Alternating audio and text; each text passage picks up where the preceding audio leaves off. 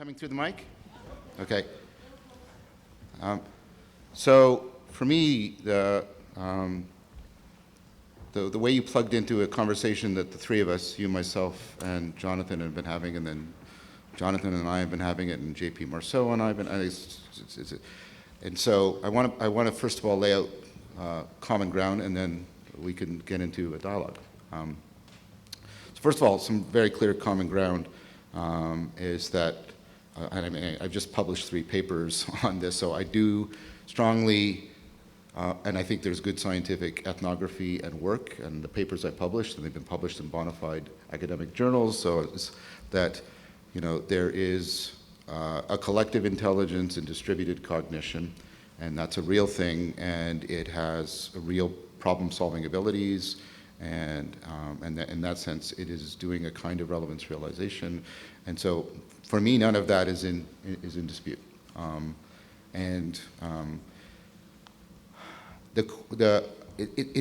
This is odd for me.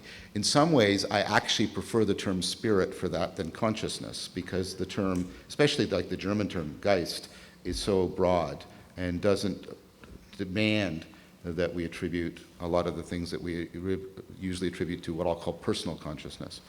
And so the issue for me about consciousness is the tricky one, and I was trying to get at it in my talk, and that the relationship between consciousness and intelligence is intimate, but it's not reductive or identical. So consciousness and intelligence aren't identical.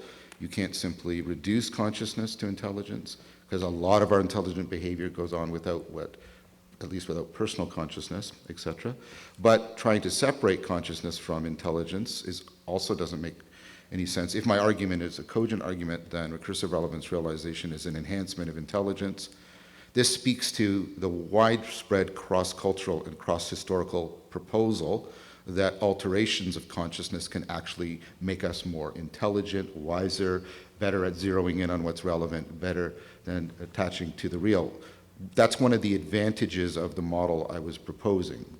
So what I'm trying to say is, I find the relationship, these two things, and you know, I do this nice academic talk, and it's all nicely all put together, and you come in and goes, and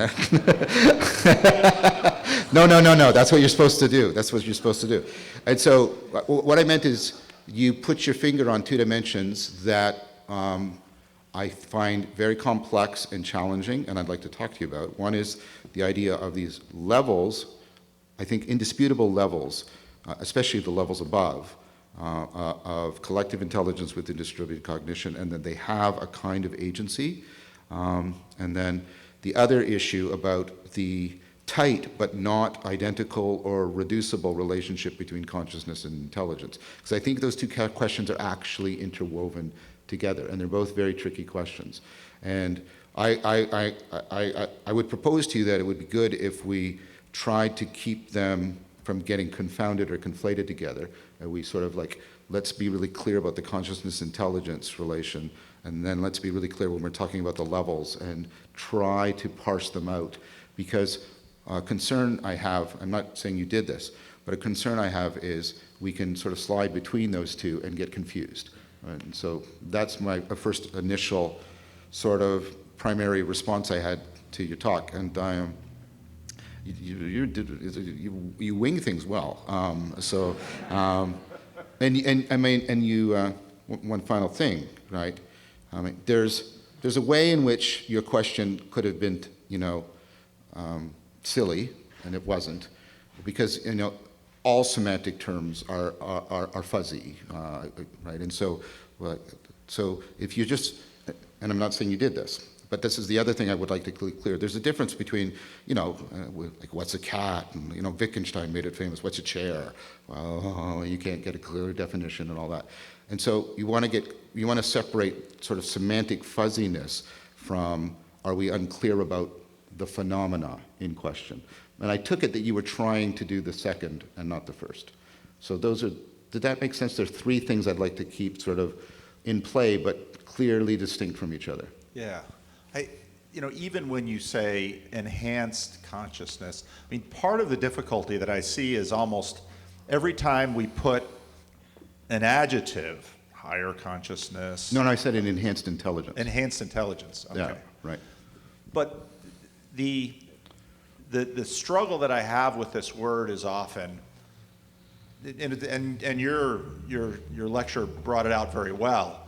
I mean, what exactly are we talking about? And so maybe start with the levels of consciousness, because one of the tensions that I felt in your talk was it seems like the academic conversation is getting more and more sort of human-centric and perhaps even human-exclusive. And you mentioned it. You know, we would say, is a cat conscious? And then the question is, what do we mean by that word again? Mm-hmm. Because I think most of us would say a cat has consciousness.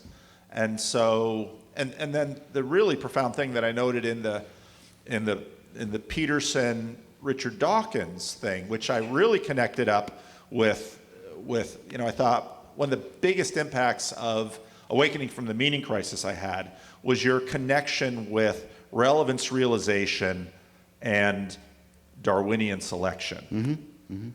And that then, I don't know, that, and so I wonder, and in listening to your, you know, as we're getting more and more sort of high, talking about consciousness with respect to humans and all of these things, where does that, what about these other lower levels? Sure. And because creatures are every day involving themselves with their environment, and to the best of our knowledge, not having the experience we are having, and certainly not, you're talking about sort of the conscious of being conscious, and I thought, wow, that's really high, as you noted. So I was really curious about your thoughts on this relationship between relevance realization, consciousness, and sexual selection. I don't know what to do with other kinds of selection, and I thought that really linked into your awakening from the meaning crisis. Okay, let me try. First comment, I think that Dawkins was doing a sloppy job in that.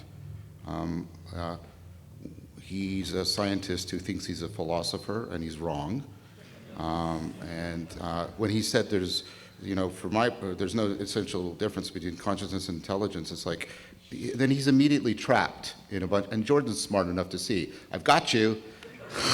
Like that was a stupid move, Richard, and of course Jordan doesn't say that, but he's like, okay, give me that identity and I'll run this and I'll get God out of it and you'll be trapped, and that's what happened. But right? And so that's exactly, see, Dawkins failed to do exactly what I'm asking that we do, is we don't simply separate them and we don't simply identify them.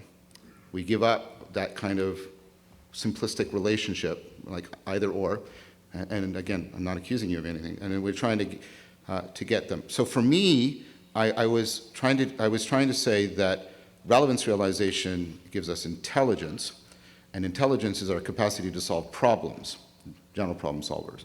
But there's this class of problems, those that are high in novelty, complexity, and ill-definedness, that require recursive relevance realization that gives us perspectival knowing. And that is when we pass from intelligence to consciousness. And that is also different from self-consciousness, which is your consciousness of a self that possesses consciousness. And we only have evidence for there, I think we have very good tests. I teach a course on this. We have tests about whether or not certain animals have that kind of self-consciousness.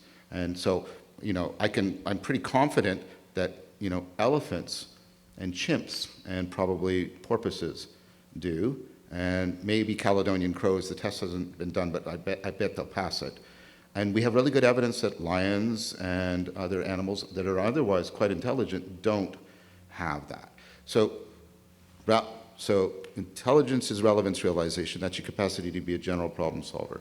Specific type of problems, high in novelty, high in complexity, high in ill-definedness, needs recursive relevance realization that gives you that perspectival knowing I was talking about. That's consciousness. And then there's an additional thing, which is a being that has a sense of self. It's self-consciousness. And so for me, that's how I would, and then you can ask, well, what's going on in self-consciousness above consciousness?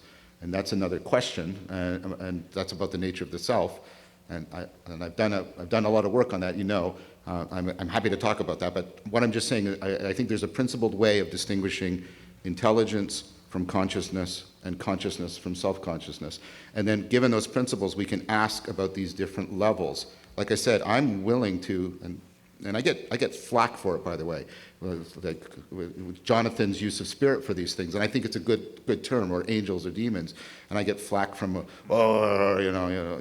of the people I'm talking about. I say, oh, you should be really how dare you allow him? And I was like, what are you talking about? Like it's a discussion about whether or not this word applies. Well, that's not how people always use the word. Well, we used to think that motion was relative to the earth. And if you don't allow me to, that means that the earth can't possibly move, because motion means motion relative to the earth. So that's it. Copernicus is out. That's a stupid argument, right? We have to always be playing with the meaning of terms in order to try and match up to new realizations, right? I, in good faith, think that's what Jonathan is doing. That's how I defend him. So I'm willing, like I say, I don't have any problem with applying the word Geist, spirit. I use logos and other terms for that. But I do think there is a way, and you can disagree with me, and that'd be great. But what I mean is, I do think I have a principled answer to that question. How do I distinguish intelligence from consciousness from self-consciousness? I struggle with sort of this at both ends. The higher self-consciousness, I think that's very easy for us to relate to. But even, again, as a pastor, this question, which just emerged, right now, so, points for Burke on winging it. I was a little nervous. I'm sitting here talking to these guys, and they're talking about your lecture, and I'm thinking, is Google... Sorry, I didn't want to cause you that much suffering. No, you didn't cause that. Wait to see what we do to Peugeot. But even this question, which I think bears on the topic, especially in this conversation with respect to artificial intelligence. Yes. Is Google reading my email? No. The answer is no. Okay, talk to me more about that. Because if you're using the word unequivocally, we can use read as a metaphor for lots of things, like I read it in her face. That's not right. But if you mean reading text and getting semantic meaning from it, no, Google is not doing that. Google is tracing probabilistic relations between graphic representations, symbols, and that. Oh, and that the guy at my lambdas. Because when I'm talking to it. Good grief. Human beings have been talking to trees and other things. Parents talk on behalf of their non-linguistic children. How is Timmy today? You're really good, aren't you? We do that all the time. We are experts at talking on behalf of things and filling in the pieces. You know what the real test is? And when you do, you take one of those and you get another one and you have them talk to each other. And then within about a minute, they are batshit crazy. Because they're not reading or listening because they're not picking up on the semantic meaning at all. So that picking up on the semantic meaning, how is that related to consciousness? So and this was an interesting proposal of Descartes. This will take a little bit. Can I have like 5 minutes? Okay. It's okay with me. Is that okay with everyone else? Okay, so contrary to what people think, Descartes did not think that animals aren't intelligent, right?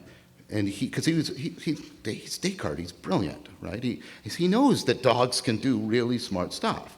So he's like, oh, how do they do this? And he came up with this idea, well, that there are states in their brain that reliably covary with the world, right? So here's the thing in the world, and then I get a brain state, and they reliably covary, so the dog can predict when that's going to be there and knows when it's not there because this pops up and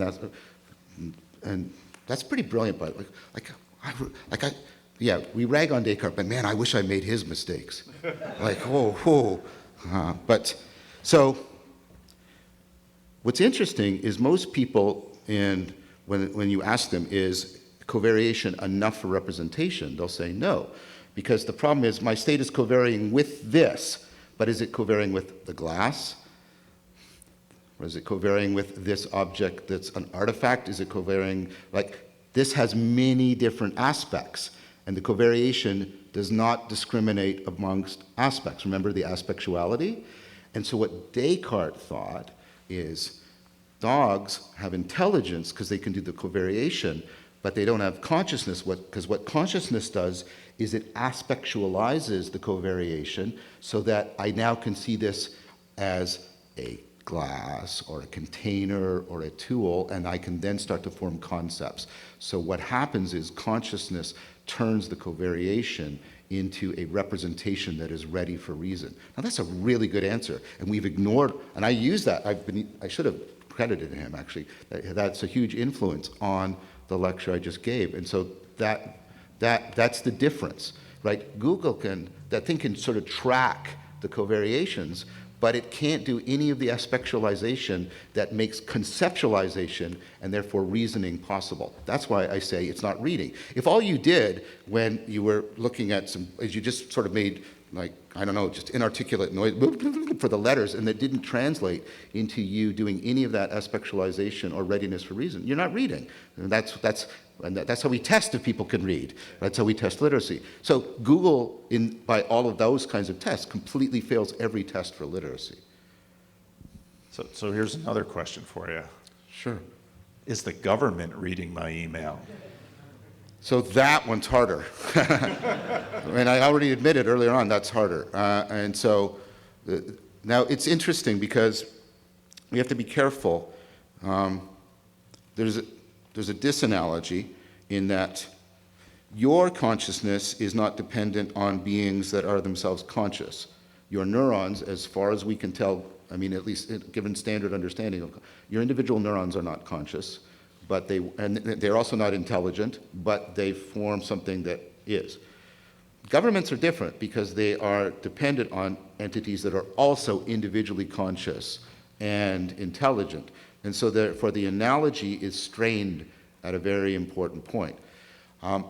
So I got to give a complex answer to that because of the strain in the analogy, which is not only are individuals reading your mail, and that's not problematic, but there is a collective intelligence in the distributed cognition that is solving problems about your email that no individual can solve because it takes all these people doing all this stuff connected to all these equipment.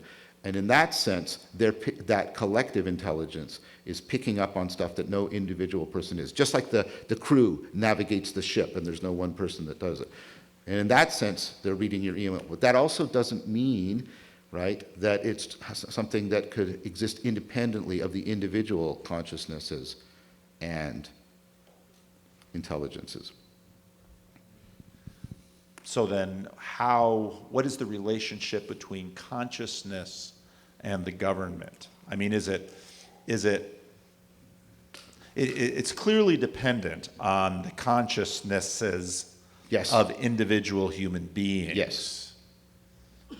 But in some strange way, now you're right about the neurons, but we also ourselves seem to also be composites of, I don't know if we are. I mean, I'm just simply asking the question. We almost seem ourselves to be composites Yes. of consciousnesses. At least, this is actually really cool because this is going to be this is in an episode of After Socrates. This is actually a really developed idea that I think has a lot of merit to it, the notion of the dialogical self.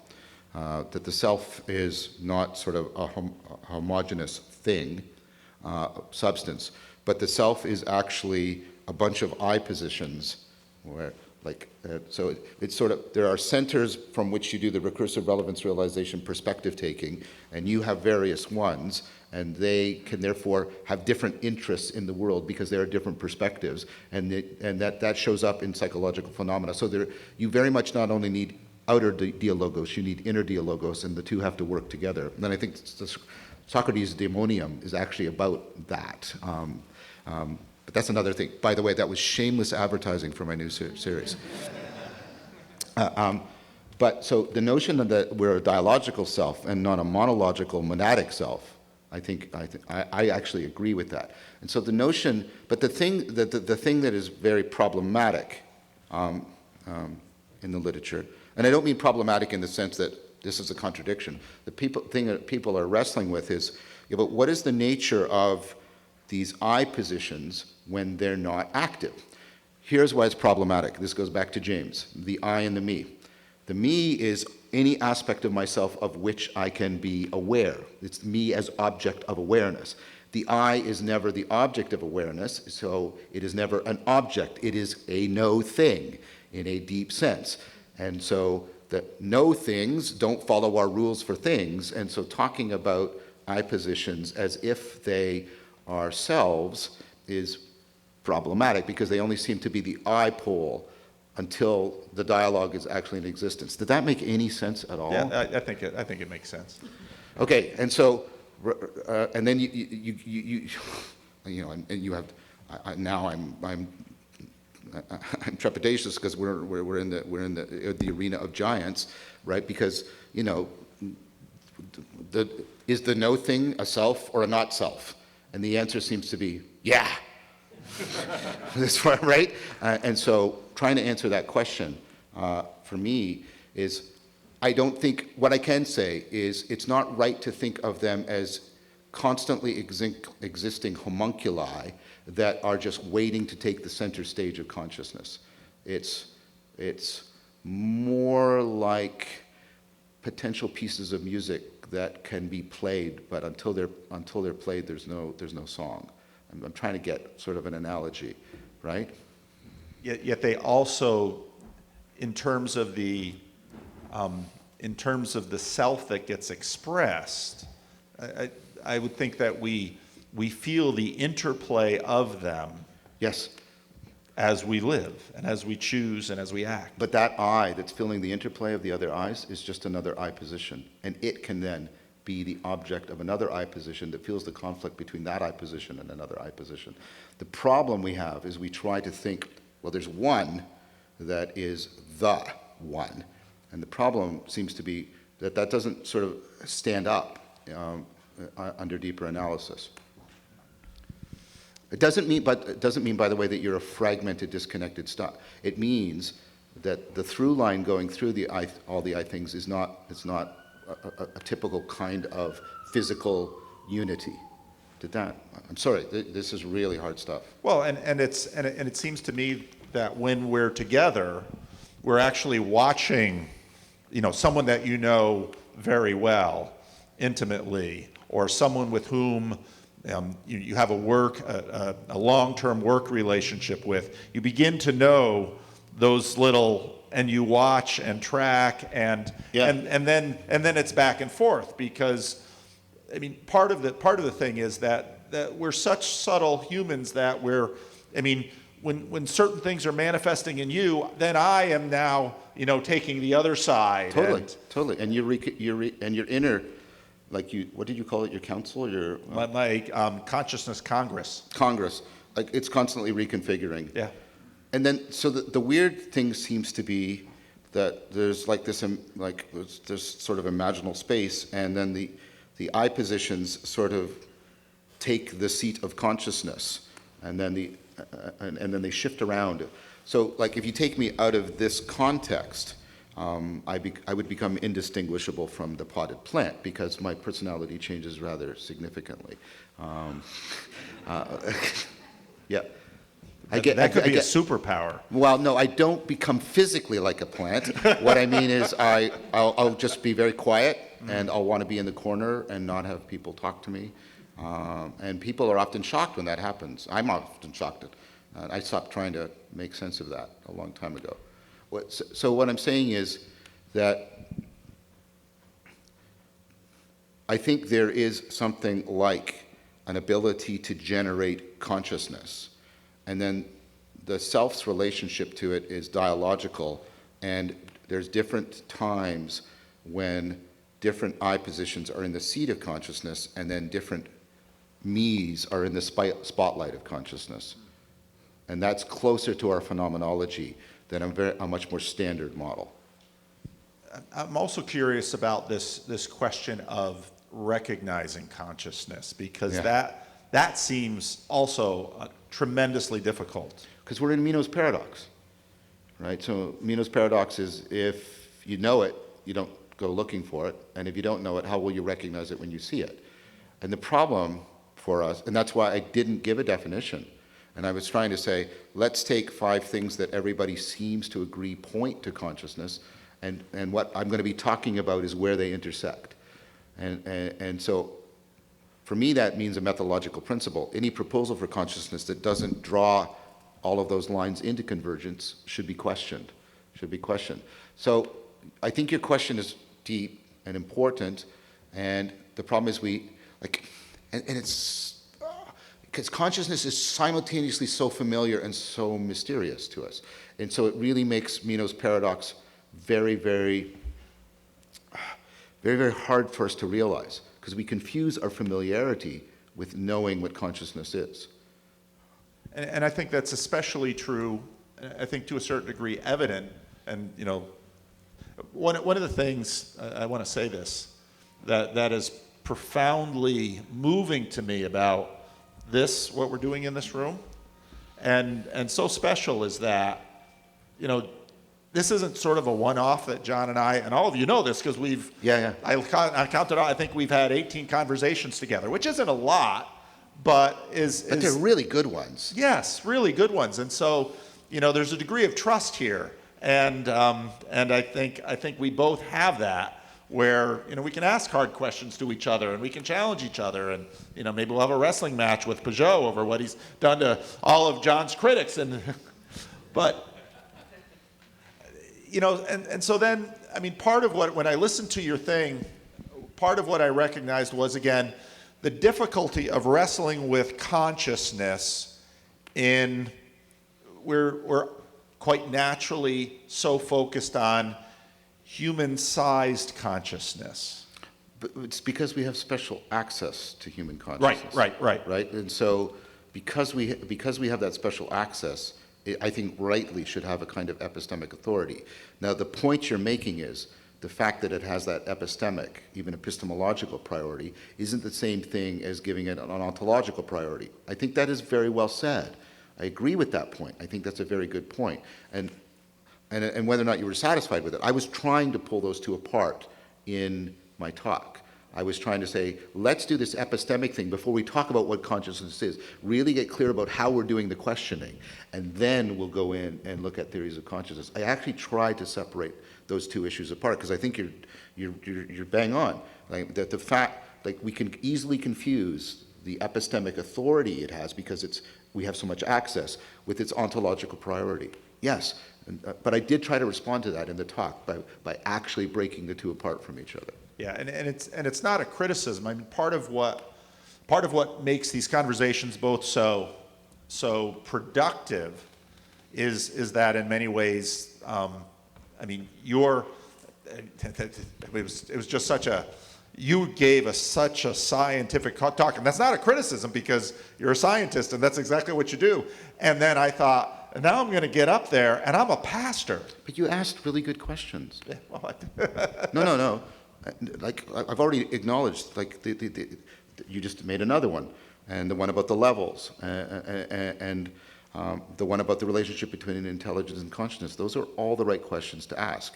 And then the meta point you made, that those questions that you're asking are not just knowledge questions, they're existential questions. They're the kinds of questions that sort of bite into the depths of people's lives. I think that's right too.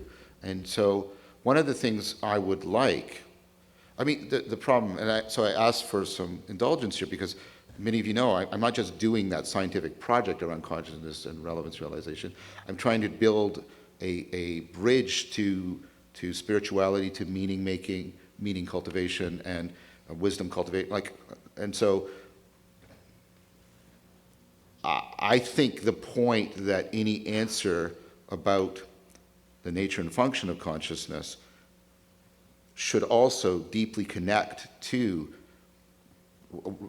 for lack of a phrase, responding to the meaning crisis. I think that's right too, because ultimately, I alluded to that at the beginning of the talk. Like, your consciousness is extremely valuable to you, but why? right? And that's an existential question. That's not a functional in nature. Why do you care so much about it? And people do. And wouldn't it be good if we could make intelligible to people why they value their consciousness so much, so that they could have a more reflective appreciation in both the sense of gratitude and understanding for their consciousness? Isn't part of the problem we have with drugs and other altered states of consciousness is we simultaneously value it but don't understand why we do, and that's why we take substances that alter our consciousness in this way? So if we had a proper understanding of consciousness that afforded a real appreciation for it, I think that would go a long way to alleviating a lot of the trouble people get into, precisely at that nexus point where the understanding of consciousness and the value of consciousness meet. Did that track? Yeah. And I guess and I'm by no means, criticizing you in this at all, because You can criticize me if you want. well, I know. But as a pastor, so many of the issues, obviously pastorally, deal with a lot of consciousness between human beings all the time. I mean, that's the bulk of pastoral work. But the questions about God and the historical practices of the church and the tradition of the church. You have when you have, let's say, St. Francis, talking about brother sun and sister moon. Sure. And on one hand, And the Bible does that too. the Bible does it all the time. Yeah. And then the question of, and this maybe is further afield of where we wanted to go, but it gets into the area that we've talked about quite a bit in terms of a scientific domain, because science has such a heavy thumb on the scales of so many people's lives that so here's consciousness, and I think a deep part of the meaning crisis has been this question of, well, how do I relate to this world? And so much of that relating is sort of a mirror looking back, because if I can deconstruct my consciousness, and in some ways that consciousness is sort of a really sacred space, and it's the sacred space in you and me, and the relating to one another as conscious beings, and the respect for that. I mean, even all of the animal rights issues. California, for example, passed a law based on basically the imagined consciousness experience of chickens, that as if the populace of California had much of any understanding of the life of a chicken, when most of us are. So this for me is, and again, it's not a critique, but that's part of the reason pastorally why I say, wow, this is an important conversation. It is, and I think, I don't eat mammals, but I eat chickens because I do have certain conclusions about these things. But I don't propose that I have any definitive answer on that. You have to make an ethical choice because you can't not eat, right? And so, but I think what they did as a law for an entire state is ridiculously morally pretentious. I mean, like that would be a conclusion after 100 years of really, really good discussion, I think, about being, while we know what the imagined consciousness of a chicken is, I don't know. I mean, Uxall does there's some really good work on that. He tells you what's the world look like if you were a fly, and what would the world look like if you're a bird, and it's a really good book. I recommend it. But it's but he also put a lot of care and did a lot of phenomenology in it. I guess I'm wondering, because I'm sort of trying to get something that's coming. It's like this issue I think the issue, maybe, let me try and see if this lands. There's an additional issue that I didn't talk about. And you're putting your finger on it, and I think it's good. Let me see if this lands. If it doesn't, or maybe even if it doesn't land, it's close enough and it's relevant. There's the issue about the function, the nature of consciousness, and then there's a philosophical problem about the attribution of consciousness. And I hear you talking about that a lot. Is that fair? Yes, yes. Okay, because see, for me, now, I don't think now, when the attribution swings free of any attempt to give a deep and integrated answer to the nature and function question, I find it pretentious. That was my criticism of the law, right? But I do think your point, which you've agreed to, that this is a different question from the nature and function question. Now, would you agree, though, it's not independent? Yes, The attribution, yes. Okay. So, And it's theologically significant, as I noted in terms of the Hebrews take a stand on this in a way that's really nuanced and interesting. well, and we've had, the three of us have had, and you were very kind to me in your slide about non-theism and classical theism as distinct from current theism. So first of all, thank you for that. That was kind. And I suppose the theological issue is the question about whether or not God is conscious. And also, it's Wait, do you think he is, or she is, or whatever? I don't want to gender God. Is God conscious? Yes, I believe so. Right. And I believe that the assumption, that attribution of consciousness, then motivates people into all of these classical Christian practices. And for example, one of the things that came up in, we did the German festival, and I've just done a whole bunch of these things in the last month, which has been wonderful, because the thing is, it's wonderful to hear what things bubble up. And so, for example, with this Dutch academic that I did the New World podcast in, one of his big questions is, okay, meditation and prayer. Yeah. And so much of that movement has to do with this question of attribution of consciousness to, things that are, or even it's such an intuitive way for us to relate. And so, so when Rupert Sheldrake asked, is the sun conscious? It was like, wow. Biblically, theologically, I've been formed in a certain way. Is that important? And when Eric Weinstein, who wrestles with these questions and says, the really scary thing about God is we don't know what's on his mind. There's a question of attribution of consciousness with respect to the arena that we are engaging in.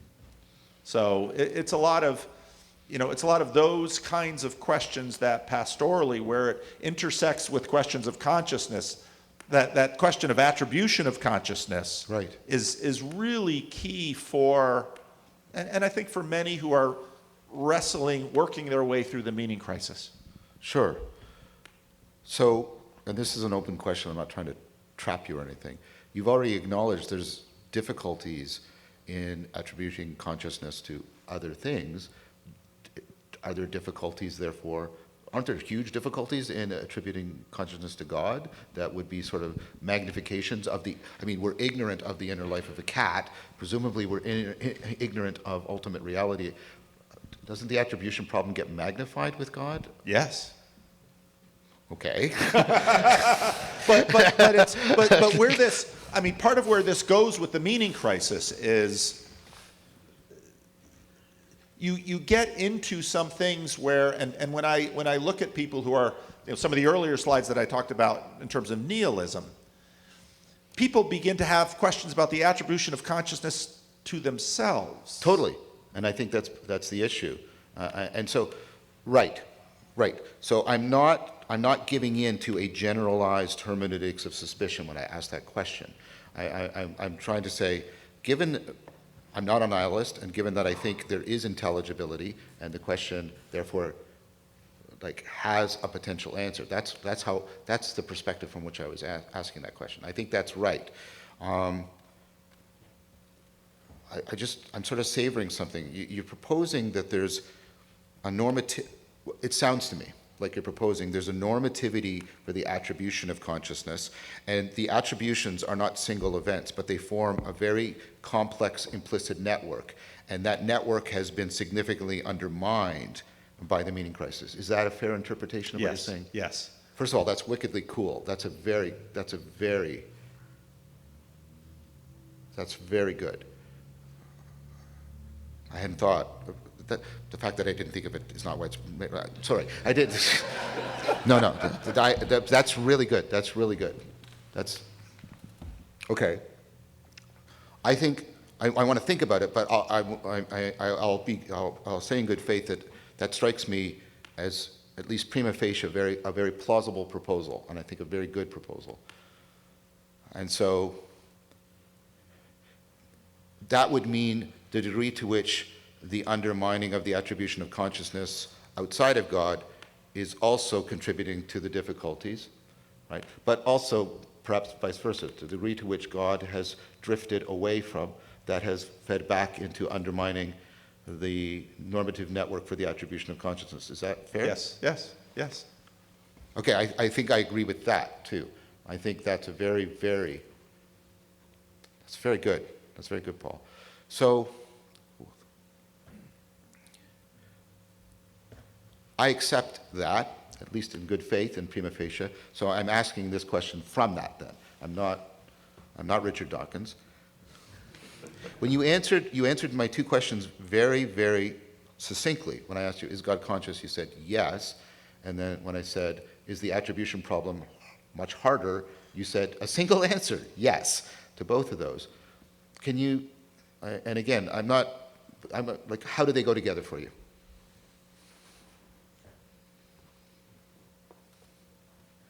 And again, I'm not here to I know, John. Yeah, I know, John. Okay, good. I trust easily, and you have shown yourself to be enormously trustworthy, and I've seen that in how many different times and places, and which is why, again, I value my relationship with you and these opportunities, because I think in some ways, in a weird way, dare I say, that consciousness of trust is sort of contagious, and I see that, when we model it, people pick it up. I think the manner of what we're doing is in the end more important than the matter. No, I agree. I was asked by a woman, question I get all the time, do you believe in miracles? Or more specifically with respect to answered prayer. And I told her, I said, based on things I've seen in my life, my position with respect to scripture, all of these things, miracles, as we call them colloquially, are not a big problem for me. The difficulties come in. I said it's far more difficult when, and Lou Smedes, a Christian Reformed scholar, pointed this out. It's far more difficult when miracles actually happen to some who we believe are unworthy, and don't happen to those we believe are more deserving. Right, there's a moral rejection that's very different from the epistemic rejection. Right. I get that. And so I think for what I've seen in terms of people as they, let's say, deconstruct, I talked about Verizon Lisa. Verizon Lisa, if she was someone who deconstructed, probably walked away from the idea that she could have a conscious relationship with a personal, interrelating God, and often the case is because, the undeserving got good things, and the more deserving got bad things, and so I can't believe in such a God. Verizon Lisa turns around, and interestingly enough, begins to try to relate to universe, yes, impersonalized, non-conscious, systemic, and very quickly starts to personalize it. Now we can easily dismiss Verizon Lisa as, well, she's not thinking it through, and she's not terribly self-conscious about what she's doing. I, as a pastor, watch her, because as a pastor, she may or may not be within my realm of influence. And it has a lot to do with, okay, so should we step in and correct her in terms of her implicit attribution of consciousness to the universe. And if the question of is the sun conscious is a fun one, and it's difficult, and it has everything to do with attribution. Yes. Well, how much more so the totality of everything with which we are engaging? So I feel that, and this is good, I think, that you're alluding to your finesse argument, because you presented it here. And so the spirit of finesse argument. And so, I mean, the two of you, so I mean this affectionately, you both wound me, and then I go away, and I really think deeply. The two of you, me and Jonathan. Oh, okay. Right, So worried about the two consciousnesses inside. No. Right, and I think about, and then what I mean is, I try to, sorry, why did I say wound? I had a really excellent conversation with a chaplain, and I put it on, I can't remember his name, on my channel, and he talked about forgiveness is actually bearing the wound and coming to appreciate it because you accept the new life that is made available to you through the wound. And he then gave Christ as the example of forgiveness. And so that's the, I get, and then what happens is I grow into a different, I think I do, I grow into a different, like at least a different theorist or a different person in response. Like Jonathan said, John does all these individual practices, and then that's turned into the whole dialectic into Dialogos project. And I have him to thank for that. If he didn't make that criticism, none of that would have happened. And then a lot of what I consider my most valuable and important of work, both theoretically and existentially, would not have occurred. So thank you, Jonathan. That's important. But I've been thinking a lot about the spirit of finesse, and this is how I bore that wound. If I can now use that, and I'm not trying to use it sacrilegiously. You get that, right? Okay, good. Because I don't want to do that. So I don't know if any of you, if any of you seen it, or either one of you used it. I gave a talk at Cambridge, and I'm doing a lot about the imaginal and ritual and how it's inherently bound up with rationality. And so the imaginal, again, I'll need a couple minutes. Okay. The imaginal is distinct from the imaginary. The imaginary is when we use imagery to take us away from perception, and we're largely escaping from reality. This is I'm sort of integrating Corbin and Tolkien here. And the imaginal is when we use the imagination to enhance perception and help us to recover the depths of reality. There's a difference. So the imaginary is I can ask you, picture a sailboat in your mind, are its sails up? And you can say yes or no. Now here's the imaginal. I'm getting people to do Tai Chi, learn how to re-inhabit their bodies, recover their bodies. And I'm saying, when you're standing in Tai Chi, I say, stand as if your knees to your feet are in the mud of a river. They're sinking in. You're not skimming the surface. You're sinking in. From here to here is like flowing water. You want this to feel like flowing water. The way water has flexibility but force. And from here to here is like the air. You want it to feel as airy, as dissipated as possible. And people aren't forming mental pictures. They might, but they don't need to. What they're doing is they're reorienting their salience landscaping and their perspectival knowing so that they can start to perceive otherwise very subtle patterns in their body and interactions between body and mind, so they can start to do Tai Chi properly. Does that work for what the imaginal is? Yes. Okay, and then the imaginal is not just vertical, it extends through time. So if you go into a university and you get the academics who are supposed to be the best, so that was some self-deprecating humor, and you give them really clear evidence and clear arguments that they should start saving for their retirement immediately, and they, yes, and that you give them chances to raise any objections they might have. Oh, no. And you come back in 6 months, and by the way, this is all empirically validated, experimental, right? You come back in 6 months and none of them are saving. It has to do with hyperbolic discounting. Now you do this. You say, I want you to imagine your future self as a family member that you love and you care about and you want to take care of. And I want you to really You see how you're using the imagination to actually realize a real relationship to your future self? And you come back 6 months, what you find is the people that do that start to save, and the more vividly they engage in the practice, the more they save. So the ability to pursue long-term goals and the aspiration to become more rational is itself a long-term goal, depends on the imaginal. Is that right? And so for me, part of the argument I'm making is that the imaginal, and when it's involved in that kind of serious play like in Tai Chi, is implicit ritual. So although we've lost explicit ritual, implicit ritual is everywhere, and but we need to bring it back, and when we properly reappreciate it, we see its deep interconnection with the broader notion of rationality. And thank you for mentioning that my notion is not Sam Harris's notion, right? Okay, so I'm saying all of that because this is my way of trying to articulate the spirit of finesse. Okay? I like it. Thank you.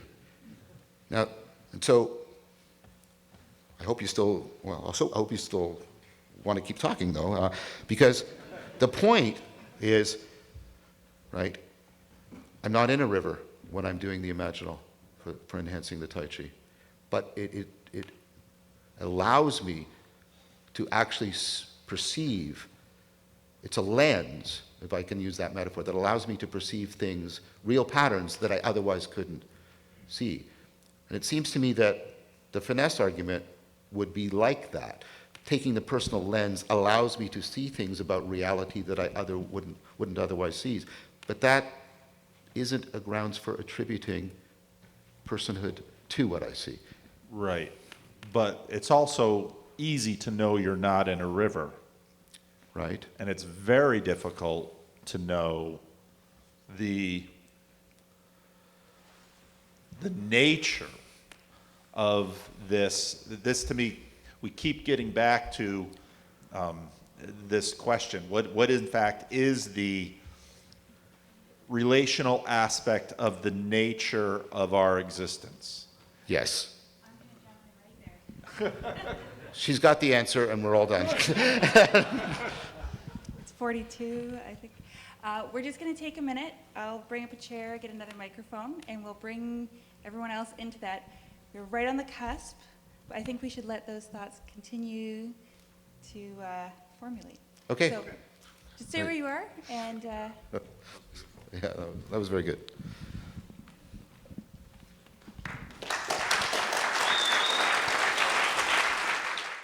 so I'm going to go through some of the comments. There's so many. There's a lot of interaction and reactions, what you both were saying.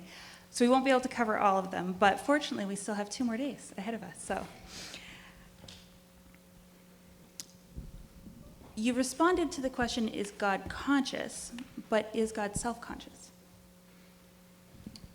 If, as someone within my tradition would say, very much so. When the Lord and Abraham are having the conversation they're having in Genesis 18, Abraham is asking, will the God of heaven and earth do evil to Sodom and Gomorrah? And that then, it's a dramatic passage because, this little Abraham, who's not been particularly faithful in terms of everything that's been given him, now, in a sense, takes the God of heaven and earth and puts him back on his heels in a way to consider. And same thing happens in the book of Jonah when, Jonah goes and, 40 days and you're going to be overturned, and I can't wait. And Nineveh puts on sackcloth and ashes. And I remember learning to read Hebrew, and one way of translating, and God repented of the evil he was about to do to Nineveh. I thought, in a Calvinist school, I thought, we've got to think about that some more.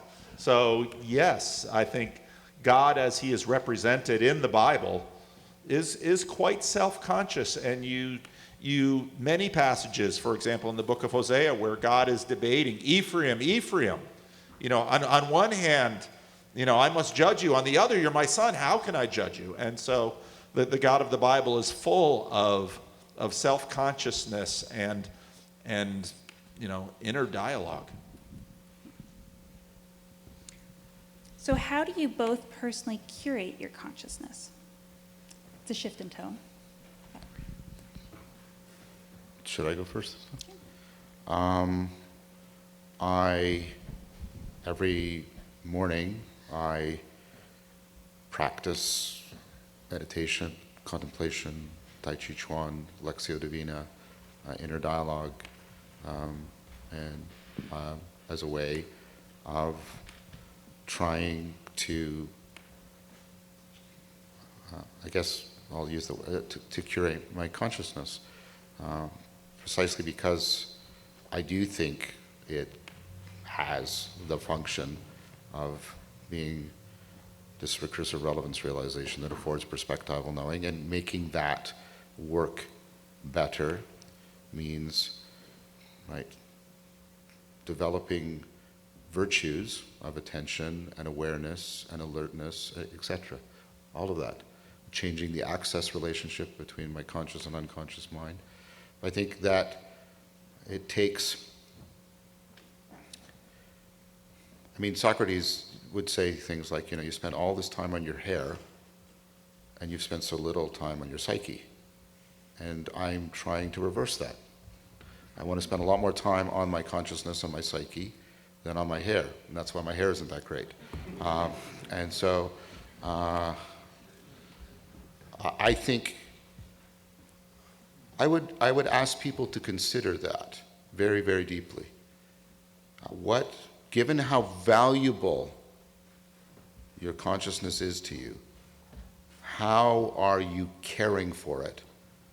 How are you, in a disciplined manner, trying to increase its virtuosity, and dare I say it, its virtue? And if you don't have a good answer to that question, I think, right? And I'm sorry, the question that people often give is, I don't have enough time. Take half of the time you spend on your cell phone and you have enough time. That's it. You don't even have to give it all up, half of it, and you have enough time. Because all you're doing on your cell phone is just miscurating your attention, your sensitivity, your self-awareness, etc. And so I'm not doing this as a grandfather shaking my finger at you. I'm trying to give you, I think, advice from Socrates about maybe really considering that if your consciousness is so deeply valuable, that you care for it appropriately. Well, now I wonder about what we mean by consciousness. Because, and the word curate is interesting because I think about Good word. Yeah, in terms of a museum, because a museum not only sort of preserves and attends, it also displays. And this for me is, perhaps part of my quick answer to, is God conscious? Yes, because as a Christian, one of the things that happens in the Christian life is that at some point you believe you live before an audience of one. And that, again, gets into this attribution of consciousness, that God is watching. And finally, that God is my judge. And people, of course, will have their own opinions. And so it's very deeply connected into the Christian life, that I curate my consciousness, I curate myself for my God, who obviously has some expectations on how I treat not only my God, but my neighbor as myself. And I think another way that I actually, at the German festival, we got talking about journaling, and part of what I realized is that I journal to all of you who watch my videos. Yeah, that's right, you do. And so I attribute consciousness to you, and you have very much reinforced that idea. And it holds me, I curate it for my church, but also for you. And the part of the irony of this strange thing that I've started doing 5 years ago is many of you see me more hours a week than many of the members of my church. Now, they know me in a different way because they know me physically in a 360-degree way, but that's, in some ways, I curate my consciousness through you. And so I'm deeply, thank you for your time and attention. I don't think I could say it any better than John always says it, because that's what you give me. So what do you consider to be the primary ethical implication of your view of consciousness? Who is that directed to? I went first last time. Well, I don't know. My issue with the California law about chickens is I just don't think that the average voter in California has any idea about chickens. Most of us eat them, but few of us live with them. And I'm not saying it's a bad law or a good law. It's just every time I see something about chickens, it's like, how much do I really know about that? Yet, this position of broad attribution, which I think I hold with respect to consciousness, also, I believe, postures me towards a position of respect. When we're having an estuary meeting, I think we need to respect what the group is creating together. And even though I'm doubtful that most California voters know much about chicken consciousness, I believe chickens do have consciousness, and that consciousness ought to be respected. And so consciousness seems to be in our ethical world. I think one thing that has happened in our ethical world is that everything has sort of been flattened into, does X cause suffering? That seems to be the only thing that people care about. That then impinges very quickly on the question of consciousness, because what is the relationship between consciousness and suffering? And if the avoidance of suffering is kind of our cultural main ethical agenda, well, the question of attribution of consciousness suddenly looms large. So, does that answer the question? Yes. Okay. So the primary ethical implications of my view of consciousness was that? Well, I already gave you one. Take care of your consciousness the way you take care of things you claim to really value. I think that's an important, there's a Socratic aspirational ethos that comes out of that. And that's especially pertinent to my position on consciousness because of the deep connections I see between consciousness and the ability to enhance ratio religio, being in rightly proportioned relationship and connectedness to things. So if you think meaning as religio needs to be ratio, to be properly proportioned, like we have to properly proportion our attention, properly proportion our arousal, et cetera, that's what I mean, then there's a really important, and you think that's core, then of course we have an obligation to consciousness insofar as consciousness also bears on ratio religio. So that, what I already said, I think that's one primary ethical implication, like become a connoisseur of your consciousness because of that Socratic argument, and then in relation to Paul's argument, how are we going to get better at the attribution if we remain, what's the opposite of a connoisseur? An ignoramus? Is that the right opposite? A glutton. Or a glutton, perhaps, yeah. Connoisseur, a glutton just shovels. But I'm trying to get somebody who lacks the knowledge. That's why I was using the ignoramus. Yes. If I agree with you that we shouldn't just take the human-centric view, but it is, we agreed, an especially important one, and so I think we have to become connoisseurs of consciousness if we're going to get better at finessing the attribution issue, which, as you've rightly argued, is also at the core of many of our ethical projects. And we're going to have to get better at it sooner than we imagine, because AGI is still coming. It's still coming, and right now it's easy to dismiss people who attribute consciousness to their machines. But 15 years from now, it's not going to be so easy. And if we are ignoramuses about consciousness, we will not have the wherewithal to exercise proper discernment as we face that challenge, which is going to challenge us the way nothing else. Forget the Industrial Revolution, forget the Agrarian Revolution. This is going to challenge us in ways we, unless civilization ends, right?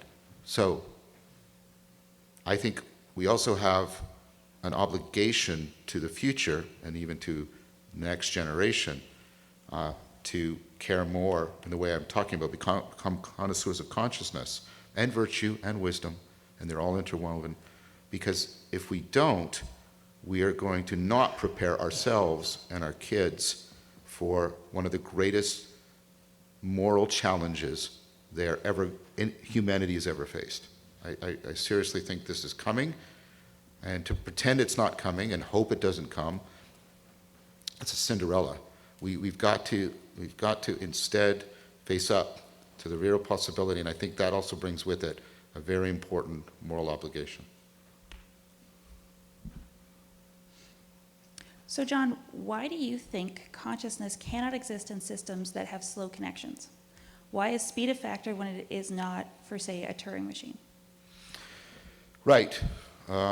That's an excellent question, because, and I don't withdraw from the point I made, I believe it was with you, Jonathan, when I said there's no reason in principle in which collective intelligence and distributed cognition couldn't have consciousness. But I didn't just say just speed. I said speed, complexity, density, degree of recursion. There's a lot of factors. Because we have, right, so we can, again, there's a sense in which I'm presupposing an answer here, so I'm sort of, but let's take it that we are sort of clear or we feel confident in our attributions to certain organisms, and then we can look for, like, what are the patterns of connectivity, speed, bandwidth, etc., that seem to be present in the organisms to which we attribute consciousness, and seem to be absent in the organisms that we don't attribute consciousness, and then see is the collective intelligence of distributed cognition, what kind of connectivity, density, etc. does it have? And is it more similar to the creatures that don't have consciousness, or the ones that do? And right now, most people think, and people who have sort of expertise in doing this beyond mine, say, no, these things don't have those. That's why I think of it. There's nothing a priori about speed, right? But it's that it seems to matter, and think about it, even intuitively, if I slowed down, so your beat of consciousness is faster than less intelligent animals.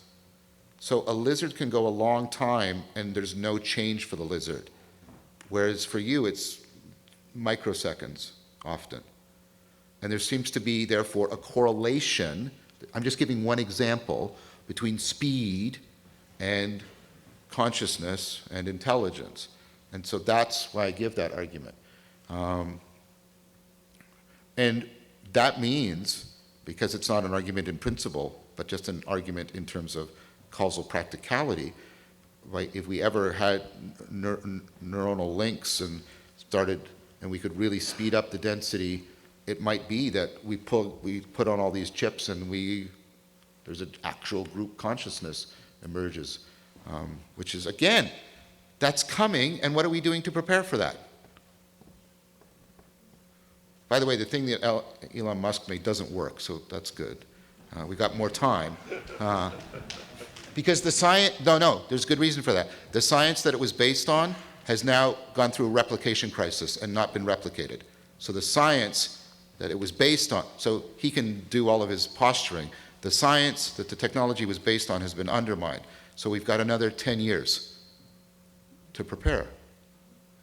because somebody will succeed. So, did that answer the question?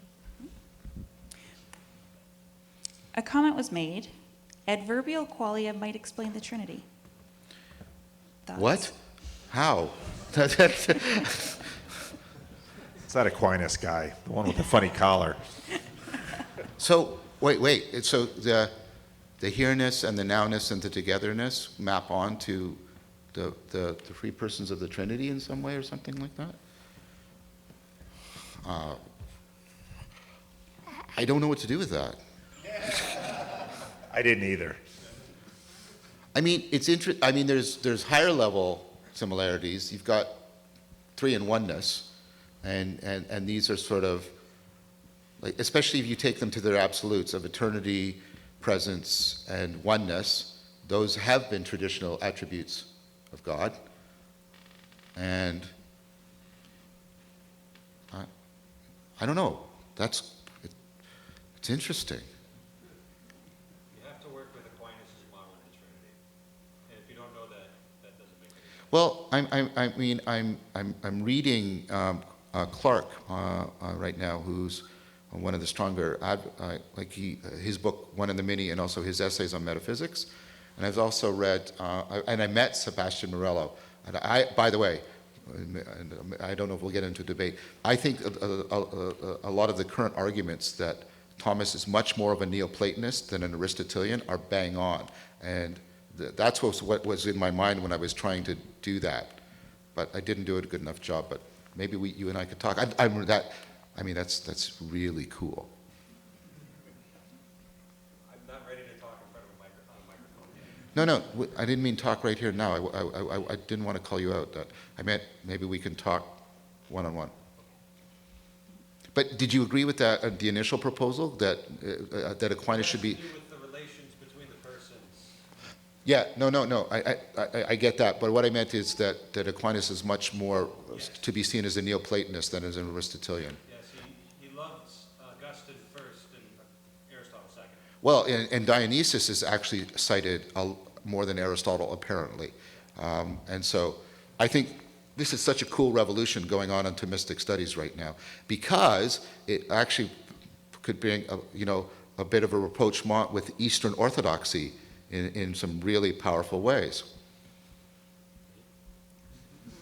Well, I mean, if Aquinas is a Neoplatonist, right, then he's closer to Maximus than if we think of him as an Aristotelian. That's a fair thing to say, don't you think? I think a lot of the theologians, more and more, they're saying that there's a difference between Aquinas and later Thomism, and people always... Yes, I totally agree with that. The pure nature philosophers that came up, that claim to be the followers of Aquinas, I made a mistake in Awakening from the Meaning Crisis, right? And I attributed to Aquinas things that I should have attributed to his followers. Now, in my defense, that's how I was educated about Aquinas, that he was an Aristotelian, and there was no deep distinction between him and his followers, and that was wrong. So that episode is in error, right? And there'll be a note to that effect in the book. I could do a lot about what was wrong with Awakening from the Meaning Crisis, but yeah, I think this is exciting. And I'm not a Christian, but I think that possible rapprochement at a deep level, that's really, really cool. Is asking what is consciousness the same as asking who am I? If not, what is the relationship between the self and consciousness? It's not the same question, because I can ask I can ask what consciousness is without asking who am I, and that's the attribution question. I can ask, does the cat have consciousness? And that's, right? And so there's a question about what is the nature of something, which is different from the existential question of who am I? Like, answering the nature question is a necessary but radically insufficient way of answering the question, who am I? Yes, I am a human being, I'm a male, etc. But and this was a point made by Aquinas, right? That doesn't capture, those are all generic terms, so it doesn't capture who I am as an I. They can't capture who I am. So answering the nature of consciousness is not the same thing as asking the question, who am I would argue. The self and self-consciousness are bound up in a very important way, but you have a self even when you're not conscious. That's why it's wrong to murder you when you're unconscious. Oh, well, he's not conscious. There we go. No crime there, because no, you're still a self even when you're not conscious. And so the relationship between selfhood and consciousness is, and there are times when you lose self-consciousness, even though you're not losing consciousness, the flow state or the pure consciousness event. So I do think they're different things, but they come into relationship in self-consciousness. I do not think your self-consciousness, I'm doing after Socrates, so these questions are really pressing on me. I do not think your self-consciousness is the sole place you should look to answer the question, who am I? I think that's a mistake we've inherited from Descartes, and our culture is tunneling down onto this and hoping that the bottom is not falling out, even though the evidence is overwhelming that the bottom is falling out. You can't, I'm not saying ignore the question. I'm not saying ignore your self-consciousness when you're asking the question, but if you think that is the only place you need to look, I think the evidence is just mounting that you're wrong, and your culture is misleading you on that. You have to do, I think, and this is a Socratic proposal, that the best way to ask the question, who am I, is to ask him in a dialogue. And then he asks me, and we dialogue, because that's the best way we get at who am I, or at least as good as self-consciousness answers that question. Let me ask you, Paul, what do you think is the connection between the self and consciousness? I like what John just said. and especially the last point. Before I started any of this, I'm always thinking about writing a book. I'm probably way too ADHD to ever write any book. But the self is, again, and so this comes down to, in a sense, the curating of consciousness. And I'd much rather pivot that over towards the self, because there's a degree in which I don't know if I so much curate my consciousness as I steward my consciousness. What's the difference?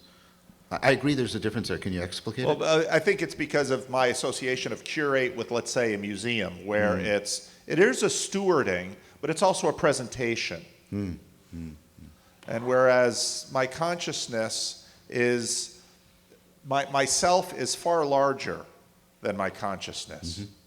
And, I don't know that I would say the consciousness of Aquinas endures, but a lot of Aquinas obviously continues to endure. Good thing. Well, the consciousness of Aquinas doesn't endure on earth. I'll be a little careful with that. So, what was the question again? Oh, the I, the self, and the... and so I think the self is far broader, and what you said in terms of, if I want to know myself, I mean, having a dialogue with you, I'll learn a ton about myself, and that's part of what I do with my videos, and part of why I read the comments section, because you all teach me about me. And I'm not sure how much of my consciousness I'm learning from you, but I'm learning a whole lot about myself. Yeah. I think the self is inherently dialogical, and therefore Dialogos is the proper place both for self-knowledge in the Socratic sense and the aspiration to become the self that is also... See, the self is always something that's trying to transcend itself, and in an aspirational sense. And again, that needs dialogue. That needs dialogue. So John, if we can have content-free consciousness that doesn't seem to square with consciousness being recursive relevance realization, because in content-free consciousness there is no relevance by definition. How do you square that? I square it this way, and I had this insight. So great question, juicy question, it's dripping. So I was at the monastic, I was at Maple, the monastic academy, and I was there with the other leaders of the emerging communities, and we're trying to form a community of communities. And that's going very well, by the way. But I was asked, this is one of the, in my Thunderbolt summer, there was just so many things that were like, okay, I'll just go with that. I found myself explaining relevance realization to Buddhist monks. First surprise, they really liked it. Yeah. Second, I was asked a really good question by one of the monks. She said, well, we're taught that there's a state that's not framing. And like if you're saying we always have to frame because of combinatorial explosion, like how does it, and I could tell she found my argument persuasive, but she was invested in this tradition and they were going like, and then I sorry, don't read too much into it, but this was the phenomenology. I found myself saying something to her, and part of me is listening and going, hey, that's good, right? and so I'm carrying that around. I'll get to it. And then I'm in genuine dialogos between Zach Stein. Pay attention to what Zach Stein's doing. His stuff about intergenerational education, really important. And Steve March, Aletheia Coaching, also really highly recommend. And I was actually trying to sort of integrate their two positions, and then I brought this up. So this was worked out completely dialogically. And it occurred to me that there are states, well, this is a proposal, in which relevance realization is inherently interested in relevance realization because it's always in the process of evolving and self-correcting, right? But there can be a place where relevance realization can realize that relevance realization is irrelevant. Where would that be? Precisely when relevance realization, right, it needs to shut off because we are actually taking a stance not towards beings, but the ground of being itself. Because the ground of being is not anything to which relevance realization can be applied. And so, and this is the Buddhist thing. You do not get enlightenment by seeking it, but nobody comes to enlightenment except by seeking. And that was always like, what? And it's like, no. Relevance realization recursively realizes its own irrelevance in the face of opening up to being as such. Because there is no combinatorial explosion there, because there is no myriad of things. There is being, which is no kind of, there's being, big B, that is no set of beings. Being is not the totality of beings. It is that which makes each being possible. And so relevance realization that is for getting an optimal grip on beings has to realize it's irrelevant when we are trying to enter into relationship to the ground of being itself. And that's what these mystical experiences disclose to us. That's my answer.